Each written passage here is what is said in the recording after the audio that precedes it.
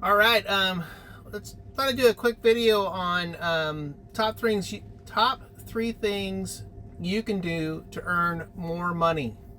Um, I think it's really important for us to learn from each other. So let's talk about this for a little bit. All right, number one, figure out your cost to operate. Remember, everything that you do has a cost. It's really important for you to track your expenses and your costs, specifically track your miles.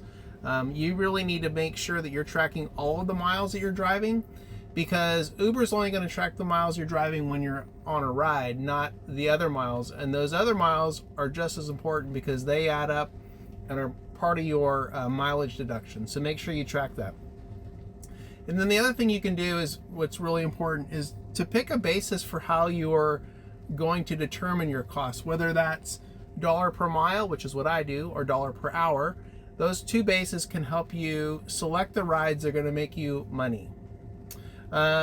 Secondly, number two, develop a driver strategy. Once you determine what your cost is to operate, remember that is your minimum, that is the base. And what I would suggest doing is really making your base dollar per mile, which is what I do, your cost plus 20%, 25%, whatever you want, right? That's your floor of the rides that you're going to take. I think once you establish that, then it's really important for you to make sure that you're taking rides that make you money. So you only want to be taking rides that are above your minimum dollar per mile. So for me, that's $1.20. I really don't want to take anything under $1.20. There are times when I do, but those are kind of the outliers of my time driving. I really focus on taking rides that exceed my minimum dollar per mile. And again, sometimes you have to eat the bad rides to get into a place where you need to be to get to the good rides, right? The ones that make you money.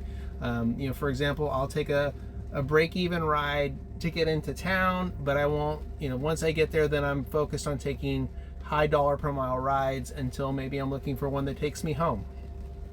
All right, and then number three, read the room when you have a passenger. I think it's really important for when you have a passenger in the car that you're not there to entertain them. They're doing their own thing. They are in their own world doing their own thing, and they are just visiting in your car to get from A to B. I generally let the passenger dictate the conversation. If they don't want to talk, they're not asking questions, they're not engaging in conversation, that's fine with me. They can just sit back there and do their thing. I don't try to entertain them. I think the other thing that you can do to earn more tips specifically is to keep a clean car.